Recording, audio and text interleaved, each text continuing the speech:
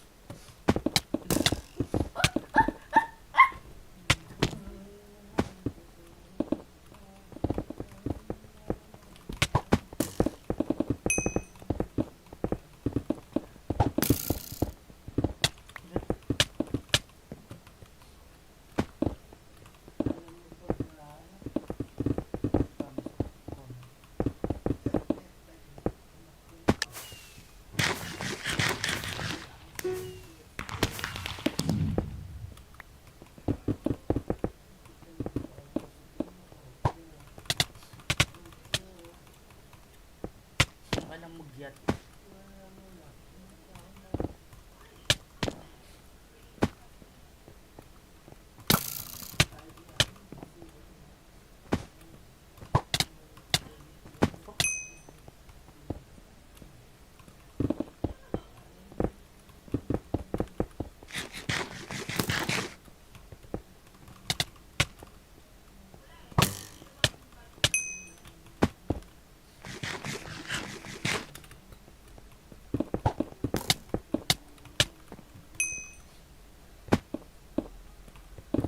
What the hell is that I hear?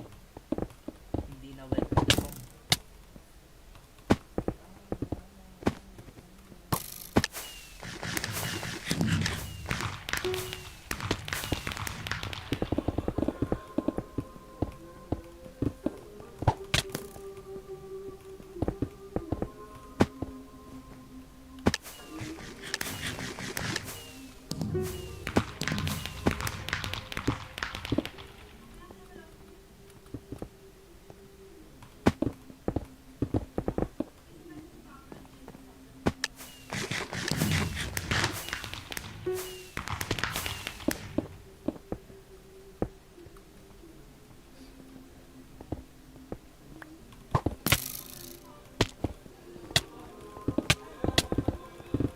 What the hell?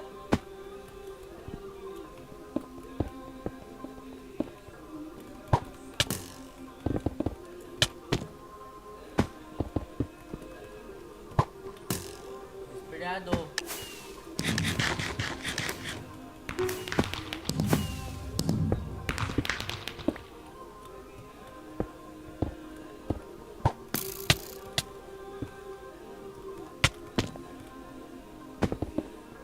Ang pasayo!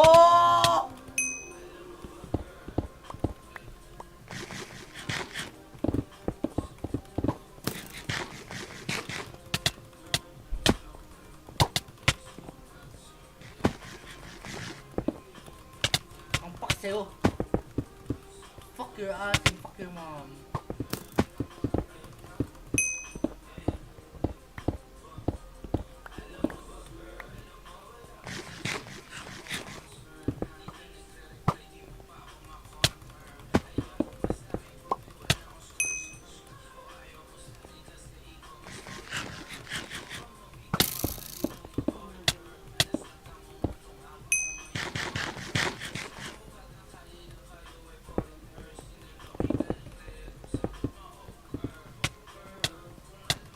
Nung tinalikuran mo ako, muntik na ako mabuwang.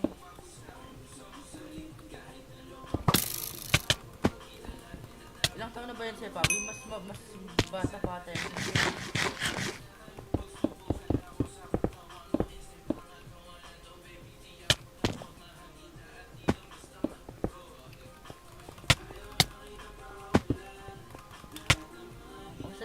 Oh! Fucking nigga.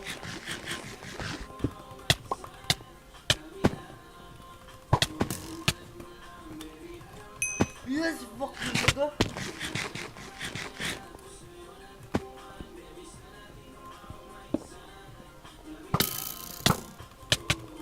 Nice guy. F you, nice guy. Really.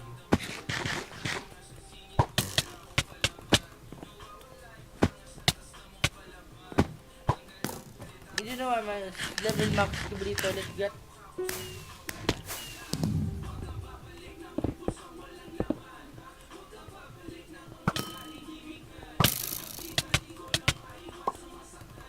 Ilang yes, bro.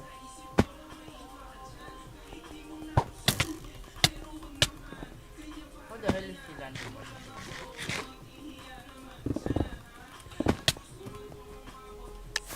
Hindi ko na. Hindi ko na.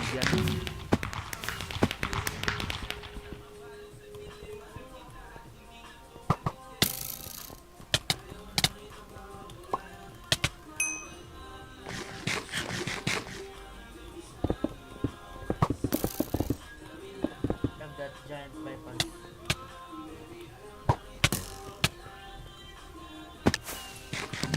Close. This is number 3.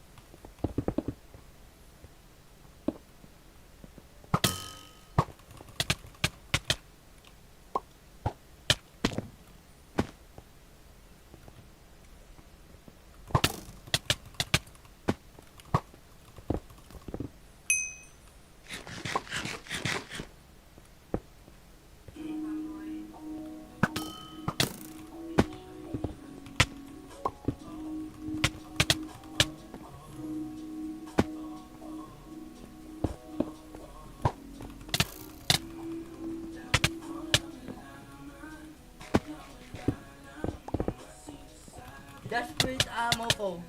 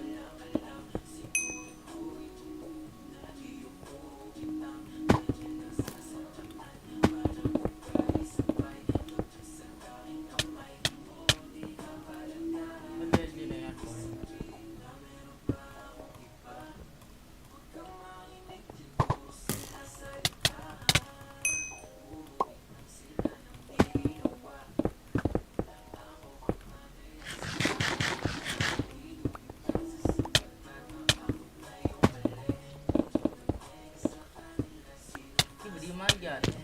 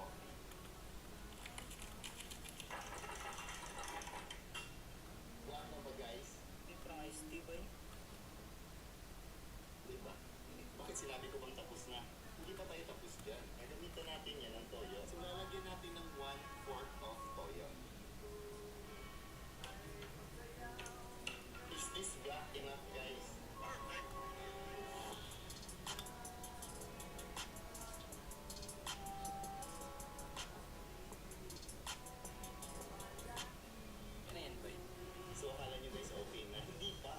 Kasi habang ginawa natin yung mixture nito, hindi maiwasan na may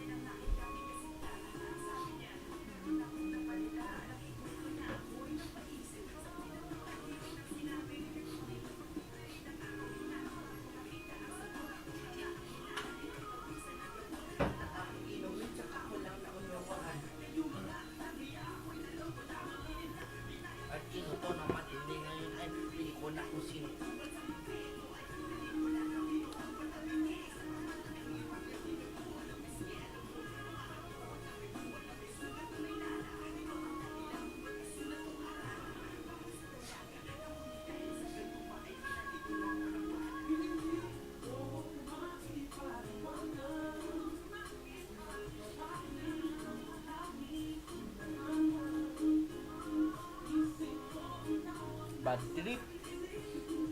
Ay, nako.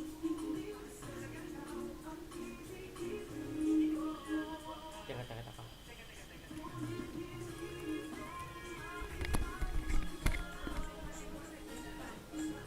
In video game. Ladies and gentlemen, welcome to a very special video. This video is 100% legitimate and is not any sort of clickbait whatsoever.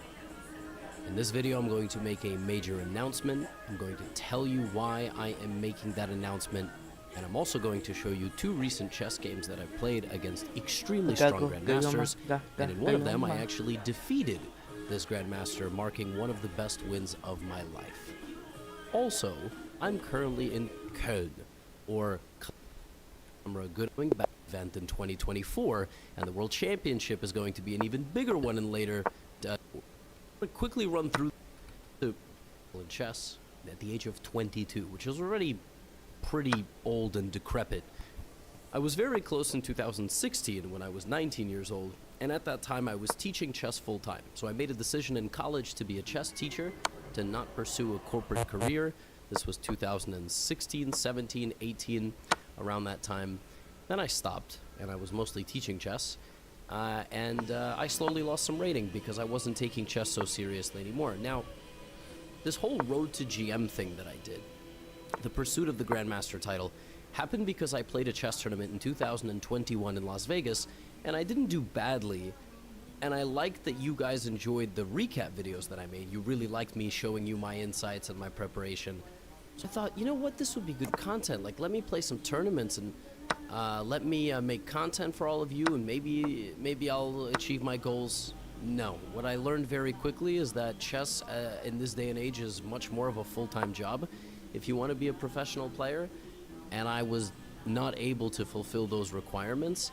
And also what I realized is I was handling losses very horribly. And I was letting you all know that in my recaps of these events, but it was really, really bad. It was very bad for my mental. In my preparation, when I was training and I would make mistakes, I would also get very angry and frustrated at myself. It was a very unhealthy environment to train and practice in. And that's why I quit. I quit because when I went to these events, nothing felt good and everything felt bad. The wins just felt routine. There was no... I was getting way too emotional, but all kind of toward the negative side, and having way too high expectations of myself. And to be honest, way too high expectations from you, the audience. Like, in some ways, the hundreds of thousands of you that tuned into my recaps, you would think that, you know, for me, I would feel the support and the love, but I felt pressure. And I put that pressure on myself to perform, to make everybody happy and fulfilled. And I never felt pressure like that before. And I decided, you know, this isn't making me feel any better. It's just all making me feel worse. So let me come back to it when I think I'm ready. And that's why I'm coming back. I'm coming back because I'm going to make an effort, and I have been making an effort. I've been training, I've been studying, I've been learning, I've been trying to handle losses better, I've been trying to handle mistakes in training better, to understand that this is a very long journey. And I am inspired by guys like Hikaru, who is playing in a, you know, just finished his second candidates back-to-back, playing for first place or second place in the final round. Guys like Gukesh, just ice cold, you know, in his veins, and winning the candidates at 17 despite a massive setback in the middle. And I feel like I can do it too. And a massive amount of chess at the high level, even at my level, which is not the candidates level, is ego. And I have so much ego. And I watch people who have higher ratings than me, and I go, they're not better than me. Now, what makes it harder in my case is my opponents frequently play one person, which is me. I frequently play 2 people, my opponent and myself. And personally, just on a selfish note, I feel like if I am able to fulfill the goal of Grandmaster, it will really be one of the truly special stories. And I would love to share it with all of you. I don't think I would allow myself to finish my journey in chess, in content or anything, without getting this title. And for now, I'm just going to take it step by step. I'm not going to let bad results slow me down. I'm going to improve my game, and I'm coming at this with a fresh, new mindset. Not always going to be perfect, but that is the update. Now, when am I playing? June. In June, I'm helping organize this event in Spain with Jose Martinez and Vladimir Kramnik, the Clash of Claims. If you don't know about the Clash of Claims, I have a YouTube video about the Clash of Claims. And I'm going to play a chess tournament in Spain in June. So the countdown to this tournament is something like 40 to 50 days, and then we'll see what happens next in the future. Very exciting stuff. And now, please allow me to share with you 2 games that I recently played against 3,000 rated opponents on chess.com. I have been playing at a very high level. I have not been winning or drawing as many games against strong grandmasters as I would like to share with all of you, but I'm back to serious competition. Most things that I'm going to do now regarding training and learning are going to be with a long-term goal of getting my rating out of the absolute trash can that it currently is, improving my chess, improving my rating, and motivating all of you. You can do it too. Let's do this together. The Grandmaster title for me has been the biggest failure and the biggest shortcoming and the biggest point of frustration for my entire life, and I'm nearly 30 years old, and I'm still gonna fight, and I'm not going to give it up that easily, and I'm coming at this with a brand new, fresh feeling. Now, in this game, first game, my opponent is Grandmaster Sanan Shugirov, and he started the game with pawn to d4. I responded with pawn to d5, and c4, I took on c4. The Queen's Gambit accepted. We actually saw Gukesh just play this against Hikaru in the Candidates tournament when he played this move bishop to e7. But rather than bishop to e7, which I suppose is a legitimate weapon of some sort, I just play c5, castles, and again, here you can play bishop e7, which is kind of what Gukesh did against Hikaru, although Hikaru played knight c3, a3. What I did here is I took on d4 right away. And I've had this approach recently, especially against really strong players. You know, against things like the Queen's Pawn, what I do against them is I'll play like the modern, you know, and Hikaru plays like this a lot, and I'll give them the center, and I'll try to fight. But the truth is, I'm giving very good players a little bit too much central advantage early on in the game, and then I'm fighting back the entire time. So I sort of thought, you know what, why don't I play like this? This is a bit more traditional. This is Queen's Pawn. This is an isolated pawn, so white is going to try to use the open lines. And in these isolated queen pawn positions, or IQPs, the queen usually slides out of the way, gets reinforced by the rook, and white puts a knight here and goes on some sort of attack. What do I want? I want to blockade that square with some of my pieces, like my knight or my bishop. I want to trade a couple of pieces as well, and I want to do that so I don't get checkmated, and also that pawn is a liability in the long run. So bishop to e7, queen e2, and now what I like to do here is I like to play this move a6, and the idea is that I want to go b5, but the funny thing is b5 is actually not scary whatsoever. White can play knight c3, b5, bishop d3, or bishop b3, and just continue to try to go here. Like, I'll play bishop b7, but it's nothing special. But what Sanan did is Sanan played this move a4, and this does prevent the move b5, but it grants me immediate access to the dark squares, which normally he would have a pawn on a3 and he would prevent me from getting there. So I danced right away to the b4 square, controlling the knight, controlling the square on d5 with both of my knights. And like I said, if I'm able to control that square, just, you know, worst case scenario for white, something like knight d5, and if we trade a bunch of pieces here, black is just much better. So I'm going to play b6, bishop d7, or bishop b7, or bishop d7, bishop c6, bishop f6, and I will have pressure forever. I'll put my rooks here, and we're going to be in very good shape. Now, Sanan here plays this move a5, trying to still disallow me from moving over here, but I was like, okay, bishop to d7, fighting for this diagonal, ready to bring my rook, and from the opening, I would say only black is happy. I mean, I basically achieved everything that I wanted, and even though he is standing quite actively, now immediately I jump to the center of the board. I'm targeting his bishop, I'm targeting this knight, I've got the strong rook, I'm looking to put my bishop here, and these are the kind of games I want to bring to these guys. Sanan is one of the, you know, strongest grandmasters. I think he transferred out of Russia. I think now he represents Hungary, as I would say there from his chess.com flag, but he was 2,700 FIDE, and he's like 3,000 on chess.com, and I don't think it's ridiculous of me to say things like, look, I want to be a grandmaster, but even if I become a grandmaster tomorrow, he's going to be a better player than me. And in this game, he's got nothing on me. Absolutely nothing. And now I play bishop to f5. I activate the bishop on the diagonal. And from this point forward, I'm playing for an advantage, you know? And this is what I have to mentally do against these grandmasters, is I have to stop being so afraid. I have to stop being so nervous that at any point they can call the shots. Now, one of the things I definitely do very poorly is time manage. Now, look at my clock, right? This move in 20 seconds. Not necessary to spend that level of time, right? This move in another 12 seconds. You know, he plays rook c1, which luckily for me, gets the time back to equal. In fact, I can take, and right away I realized he actually blundered because he can't, he's gonna lose this pawn. So now I go bishop to d6, which again, 13 seconds to move a square, not really good, but I was a little bit concerned here. Queen c7, rook e8, f6, all different possibilities. He brings the bishop to d2. Now, in the game, I considered going to c2 and making the trade. Chess is all about decisions. I decided to pin him instead, another 10 seconds. Queen to f3, and now I come back to e6. We're very even on time, right? He plays this move h3, just kind of a pass-back move. Now he's down on the clock.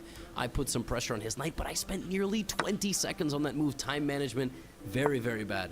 All right, something that we need to improve over the next months. Now at this point, I couldn't handle the pressure anymore, and what I really should have done is just played a move like h6, just pass the move back to my opponent. Like, everything is defended in the position. Like, if I play h6, he's going to go rook c1, but the incredible thing about this move is, not only does it not do anything, it just straight up blunders a pawn, so he can't move. Like, as long as I keep my queen on c7, everything is fine, but I felt the pressure, and I thought, I need to make a trade right now.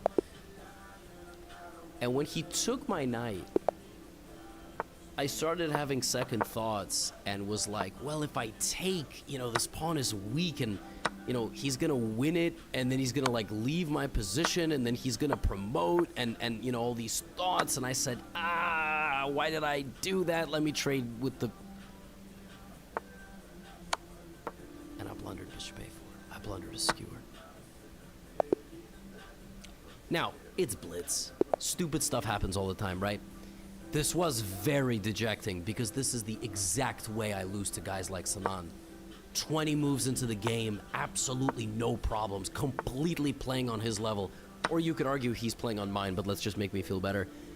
And then I just, you know, I don't know what to do, and instead of just playing a normal move, I want to get rid of one of his pieces because I'm scared, you know, and then I blunder at this, and I'm gutted, right? Like, this is so frustrating to me, and all right, well, I guess it's time to quit, right? It's time to quit on this game. No, I don't quit on this game at all, actually. I activate my queen, make sure he can't checkmate me, and say, you have to beat me. Like, it's rook for bishop, but how are you getting into my position? All of my pawns are protected. You can't move any of these pawns, Sinan. I'm not going to trade queens with you. And if you try to push these pawns, you're going to weaken your king. And suddenly I got a second wind of energy here and was like, I don't see how he's going to win this game. He went g3. I went queen back to d7. And I was like, wait, I'm actually really confused. How is he going to win? Not only how is he going to win, look at all these weaknesses that he's created. And suddenly, after takes, and just bishop b4, I was like, wait a minute. I'm sorry, like, isn't white in serious trouble? And I have 4 seconds on the clock, which is not what I should have done, right? I should have played fast. I should have just put the pressure on him, but I was very frustrated, and I got over here. And the position's back to equal, and we both have 5 seconds on the clock. So I completely fight back from a losing position. And this guy has 3,000. I mean, it's literally the best that I can do, right? And at this point, he has to sacrifice his rook. Now, this is a bit scary. The fact that the pawn is 3 squares away from queening, right? And I only have 3 seconds to make a decision. Well, what the computer wants is the computer wants me to take a pawn on the way out. And against this, it wants me to find the counterpunch e3, which is not, you can't find that with 3 seconds. Point being that if he goes here, I have a fork and I win the pawn. And if this, I play queen h3, he gets a square away from queening. And apparently this is a draw because I just catch him in this loop. But that's really tough to find. So instead I go back, and now I'm in trouble again. And I got close, but unfortunately, now I'm just suffocating behind this pawn, and I can't really get out of the way. He just keeps putting pressure, and I panic a little bit, and ultimately, I run out of checks. He's gonna make a queen. It takes him 51 moves, and he gets the pawn through. But I was very happy to have made it back to this position. Like, this was a very nice feeling that, you know, it's really never over. And this game was was a typical Gotham game where I play a 3000, I play a perfectly reasonable opening, but then I sort of hesitate and I spend my time worse. And if I can just get a few less of these, like 1 in 4 of these types of games, I start flipping and I make draws or I get wins. Oh, it's going to be really, really nice. And speaking of, this is one of the strongest grandmasters that I've ever beaten. This is Andrew Hong. In fact, Andrew Hong beat me in a classical game on his quest to grandmaster. Andrew Hong also beat me like in 2018. I was paired against him and I had no idea who he was, and he very quickly let me know who he was by menacingly whispering, "I'm Andrew Hong, I'm Andrew Hong, I'm Andrew Hong" to me throughout the game. No, that would be extremely antisocial. By just beating me. So I'm actually 0-2 against him. And I don't think we've ever played a blitz game against each other. Yeah, this was our first ever game, and he's very good. He always plays against Hikaru. He played a very weird opening, and it got tactical very early with knight to e4. I played this move knight to e2, which is trying to play pawn to d3. The opening was very obscure. He played e6. I kicked his knight out, and then I went here trying to go after his bishop. Now, something really strange happened in the opening. Right here, I went bishop to e2, and he spent a lot of time, and he went here, and he's, sorry, in this position, he spent quite a bit of time. I don't know why it's not being reflected. Here, he spent a lot of time. Yes. Okay, perfect. Bishop e2, h5. And I went h3, attacking his bishop, and he spent a minute here, which I can only imagine had to do with bishop takes f3. He didn't like the fact that my bishop was going to be so strong with ideas like rook to b1 or a3, b4. I guess he really just got worried about the activity of my bishop, not to mention the fact that, like, at the end of the day, there's a hanging pawn on h5. So he just didn't like that it was going to be a fork. And he thought for a while after h5, and he actually played this move h4, which to me was really strange. Because he's just straight up sacrificing material.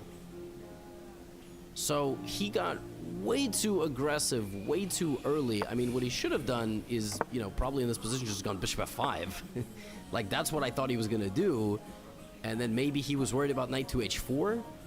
But I thought, okay, I mean, worst comes to worst, he can even play g6. It's not, you know, and then if I take, he's going to take with the e-pawn. And bishop f3, he'll play queen d7 and knight e6, and, like, he's going to be fine. But he didn't like something. He played h4, and I was like, wait, what? Aren't I just winning his rook? Yes, that was part of it. But he gets my bishop, and he gets it with a check, and, you know, now he goes f6, trying to create some counterplay. So, again, I have made a career losing games like this to players like Andrew. I mean, he's like 350 points higher rated than me in Blitz. He's going to be very creative. He's going to be very fast.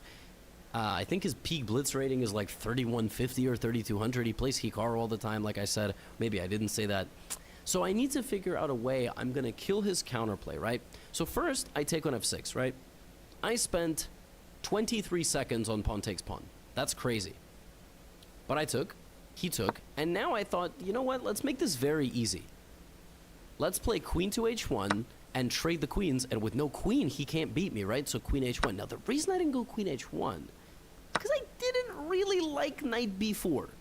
Not now, but just in the future. Right now, it doesn't work because I take on it here, but I was like, he's going to castle, and then he's going to play knight b4. So before I went queen h1, I decided I would play a3. All right, now he cannot put the knight on b4, and not only can he not, now I'm going to play b4 myself. So he castled, and I indeed went queen h1, so now the rook is always protected, and queen h5 is a massive threat. Like, just so you understand, it's plus 1.9 or whatever, and in this position, it's plus 3.5, because he has no counterplay. All right, I'm not better than Andrew at chess, but I'm better than him enough that I would beat him here 10 out of 10 times. It's a very winning position. Maybe one time I would, like, disconnect or have a heart attack. Queen h1, he goes back to d6. And you know what I gotta tell you right now is when I started to get quite nervous, because if you look at Andrew's time management, I mean, he was down a minute and he's not anymore, and he's gonna start going e5, e4, and he's gonna open the position. So I really gotta focus.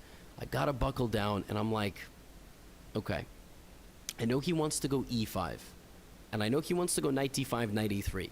So now I need to evaluate, what am I stomping? What do I care about? So I went queen h5, right? I expected knight d5, and there it was. But at this point, I was like, okay, so he's going to put the knight on e3. And then what?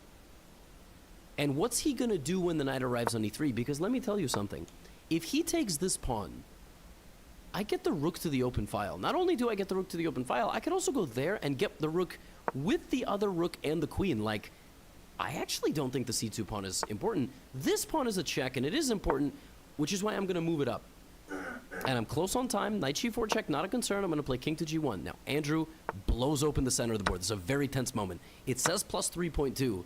But let me tell you, when you're playing a game like this, and your opponent is rated 3035, it's a very dangerous move. And I was very happy to come up with a very practical solution. I can take, I can do all this different stuff.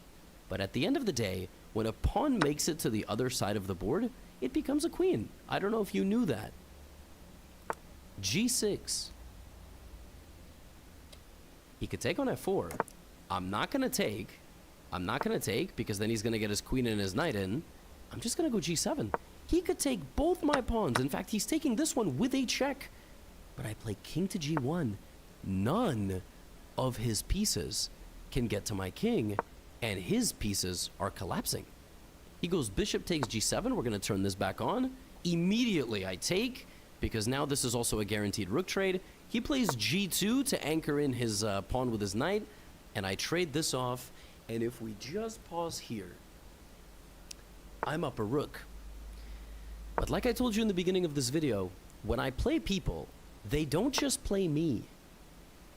Rather, I don't just play them, I also play myself. At this point, all that's in my head is, don't mess this up.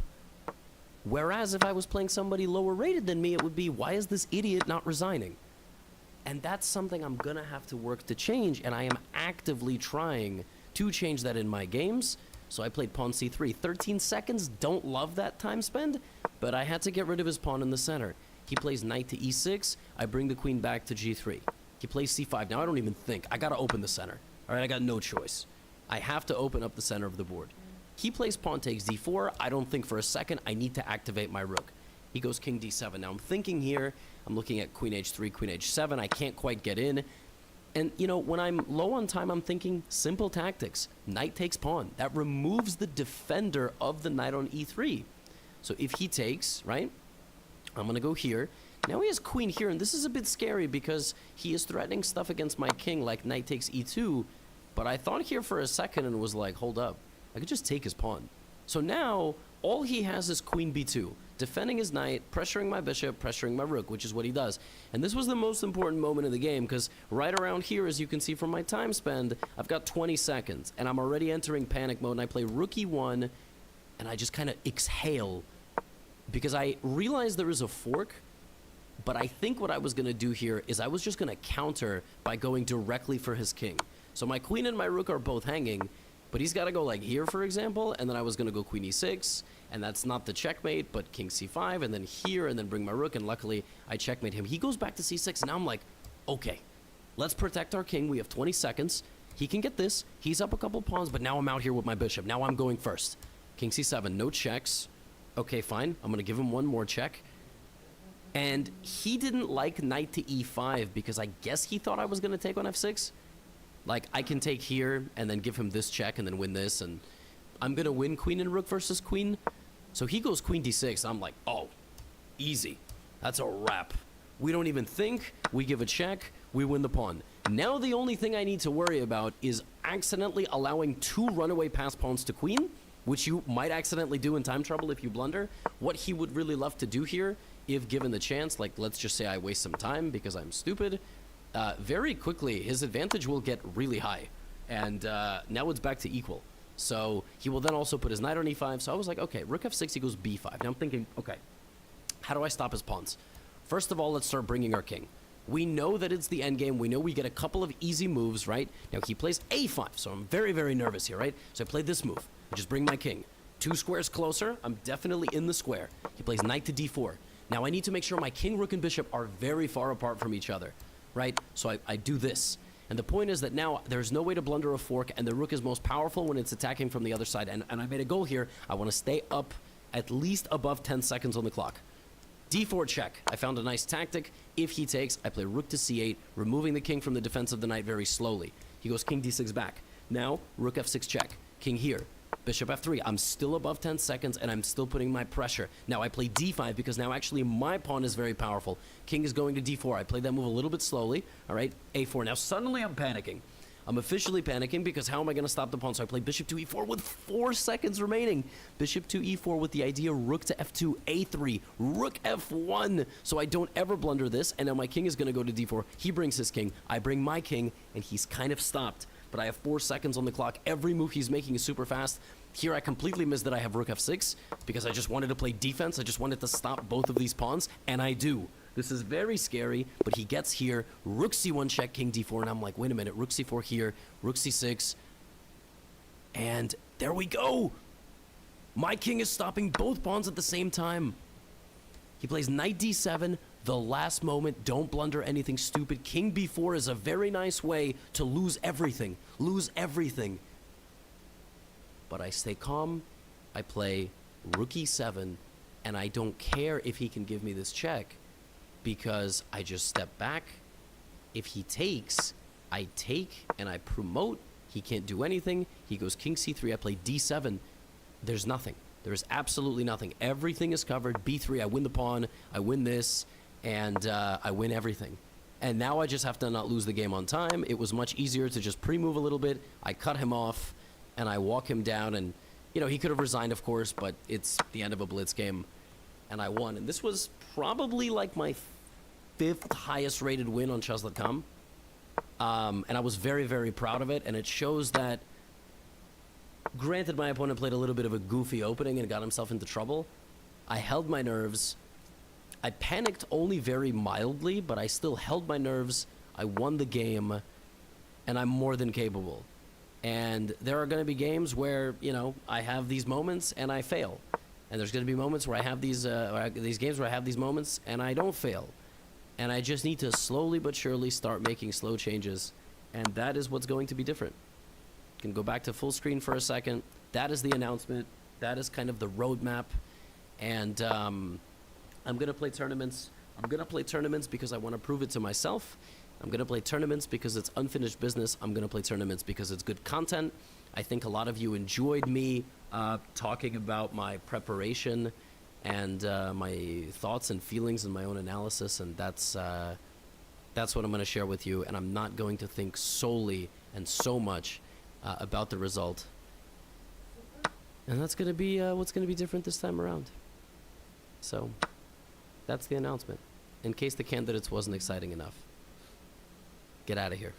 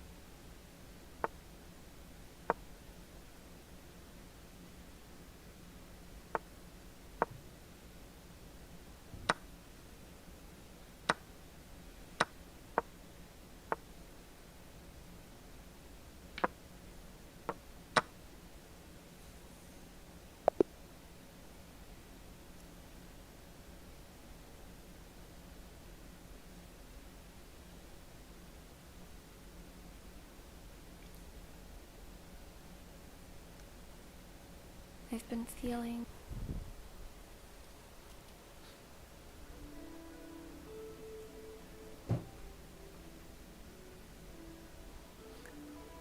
Brush. You ever used an eyelash curler? They're pretty fun. I'm not gonna do it to you, don't worry about it. I can imagine, because I just lift them with my fingers a little bit. They're so long. Like, I know so many people would be so jealous. Just lift your eyelashes.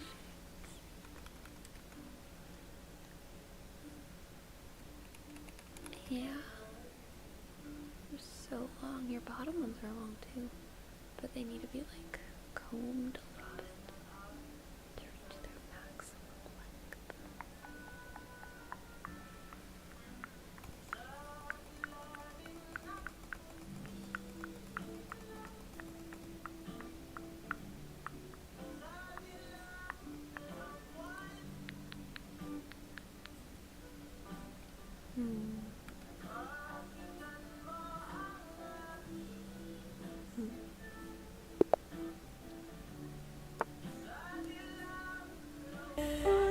Yeah, boy.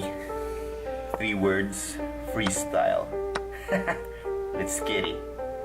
Drop the mother for the beat, yeah. Ako'y magkakalat.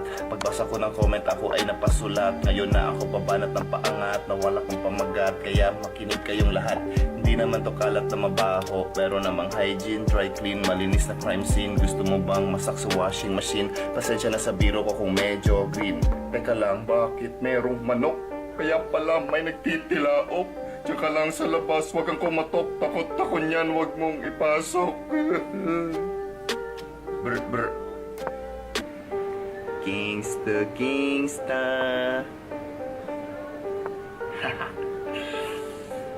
Drop the mother for the beat, yeah. Tawa ka naman, ngiting may laman. Tinapay na meron palaman. Ang ingay mo naman, baka naman wag mong ituloy ang iyong binabalak. Ba't may alak? Ito palitan natin ng makukulay at mabangong bulaklak.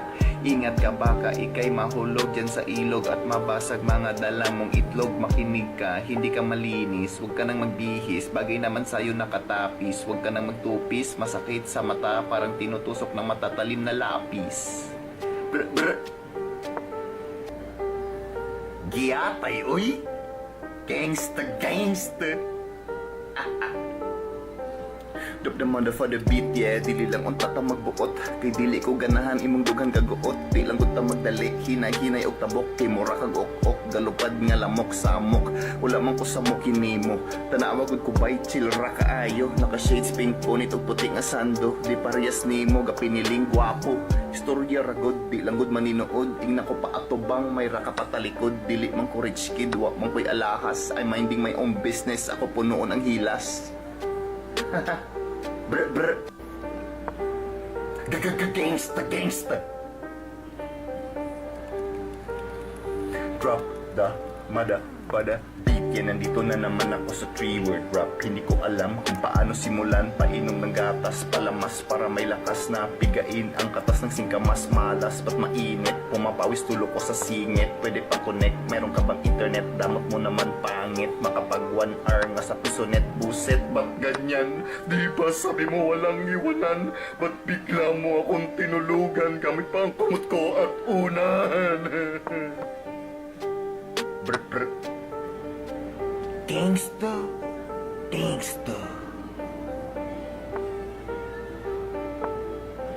Simulan natin to nang walang drop the motherfucker beat. Kasi bigla ko naalala meron tayong gala. Sino ba mga kasama? Kasi sabi nga nila sa dagat kaya di ako sasama. Kasi meron akong thalassophobia. Ako ay nagkatrauma kahit pa sa kama. Ang takot ko'y aking daladala. So please, ayoko mainis, ayoko kita maekis. Gamit ng aking pyrokinesis. Di mapaliwanag ng scientist, doktor, astronaut, pati dentist, chemistry, algebra, pati physics. Hindi ma-explain paano ka nag-exist.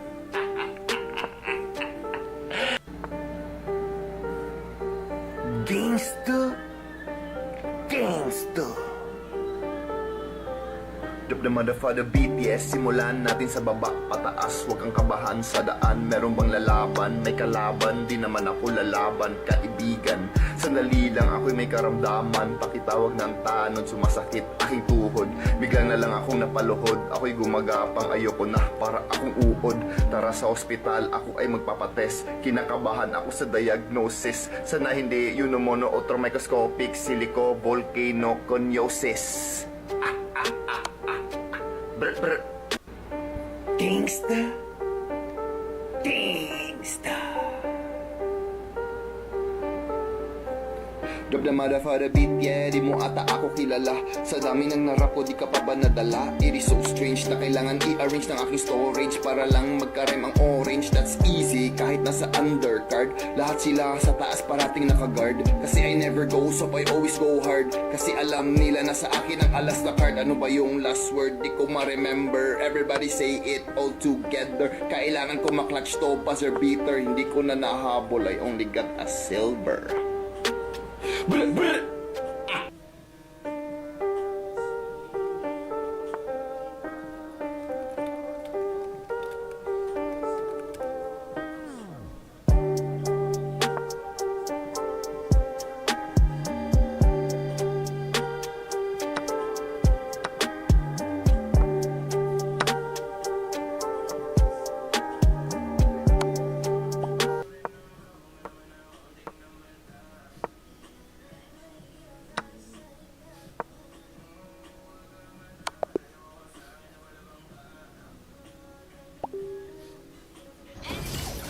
Bobo!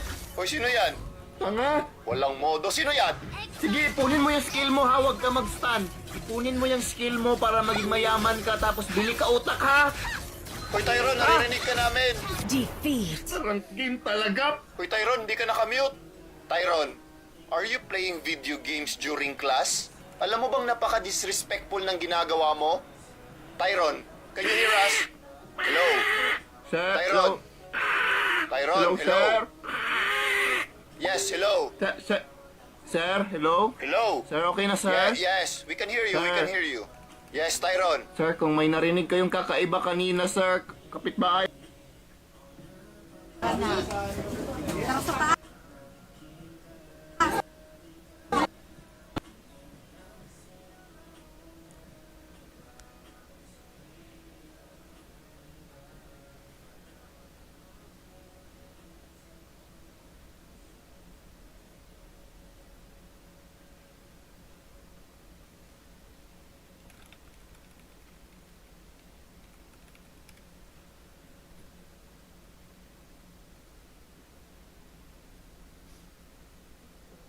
Dapat mo naman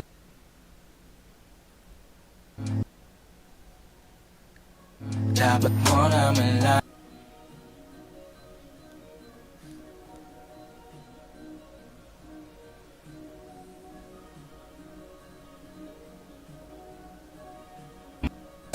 sabi ng makakatinlabi. Ay po namin yun, sir, kapitbahay.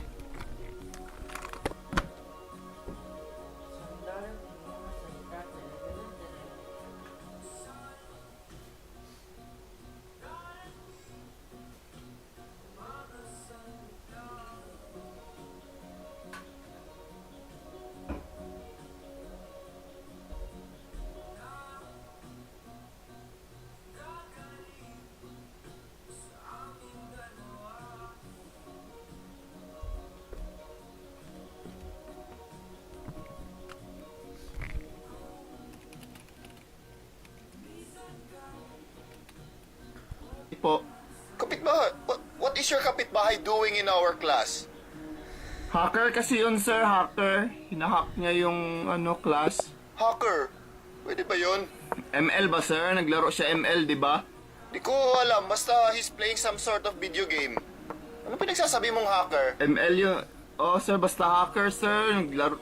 Mahilig kasi yun maglaro ML. Naglaro yung kapitbahay niyong hacker ng ML. Pinasok yung class. Oh, sir, ganun talaga. sendan kita ng video, sir. Madami man sa YouTube. Sendan kita video, sir, kung paano nila yan ginagawa, Sige nga sir. para ma-educate ako nitong hacker na pinagsasabi mo. Ito ba? Suka sa natutuyo kong Uy, lumpia? hindi yan. Uy! Uy! Sir, pasan, sir? Kinakabahan ako sa reporting. Sana hindi ako tawagin ni sir. Report yun ang reporting. Ayun yun. Yun, no ka ba? Huwag Hello, mong class. ilalabas So, for yung today's knife mo. reporting, ang mauuna ay si Tyron. Tyron, did you prepare your report? Yes, sir. I'm prepared. Okay, very good. You may start when you're ready. I put out, I cutted ko inside so it could be a more... The hair. There's 3 types of hair. The black, the brown, And you see, the curly. and to notice I'm... The black. Hey! Tyron, what is Sir, that? sorry, sir. Hey! Sir, maingay kasi. Sorry. Hey! Sandali lang, sir. Hey! Hey! Ingay mo! Nagre-reporting ako dito! Para kang amo mo sumasauli lang ng gamit pag may birthday! Baliw. Sir, sorry. Sorry, sir. Maingay kasi yung aso. Hindi ako makapag-focus sa reporting. Okay lang, ituloy mo. Sige, sir. The black hair consists... Hey! Hoy! Hey! Hindi ako matapos dito! Sir, nagkokonwari lang yan, sir, kasi hindi siya prepared sa report niya. Ano pinagsasabi mo? Kung may kapansaanan ka, isa-isa lang ha. Kung tanga-tanga lang. Bingi ka ba? Di mo naririnig ang ingay ng aso eh. Paano yan hindi tatahol? Eh, mukha ka naman talagang snatcher, baliw, si Raulo. Tanga! Ikaw panot, kalbo. Class, behave. Pumasok na! Pumasok na! Good morning, class. Morning, sir. Ano yun? Anyway, let's move on. Let's check our attendance. Jade, present, sir. Kyle, present, sir. Ano ba yan? Who's making these noises? Respeto naman, guys! Okay, class, paki-on ang mga camera nyo para makita natin who's keep making these unnecessary noises. Everyone ha, everyone dapat naka-on yung camera. Christian, present, sir. Tyron, natutulog ka ba? Sir, hindi po ako natutulog. Nagdadasal po ako para safe po lahat ng nandito sa online class. At lalo na po yung aking mahal na guro at mga mababait na classmate. Oh, I'm sorry. Thank you, Tyron. Sir, hindi po yung nagdadasal, sir. Talagang natutulog yan. Tumahimik ka, baliw! Sige, ikaw na lang yung sa intro, tapos Akala ko ba ako yung sa intro? Mas madali na lang yung ating Sige, rotation. para pagkatapos ko, ikaw na lang. Ako na lang sa chapter 2. Hindi ako sa 2, ikaw yung sa 3. Uy, sino Guys, seryoso? Grades natin nakasalalay dito. Ano ba yan? Konti na lang ngayon time. Hoy, sino yan? Oh, sino sa chapter 2? Sige, Para ako na lang. tuloy-tuloy na tayo. Pagkatapos ko, sino next? Uy, ano ba yan? Ako na nga gumawa ng report. Babasahin nyo na Shit! lang. Ganyan pa kayo. Hoy, kung gusto mo mabagsak, wag mo kami idamay. Hindi nyo ba alam kung paano pinaghirapan tong reporting natin? Uy, ako na ang gumawa. Chapter 1 to 10. Sino kasi yan? May sakit ako, hinika ako, hindi na ako makatulog. Nasa hospital ako ngayon. Uy guys, ginawa ko pa rin yung report para sa team.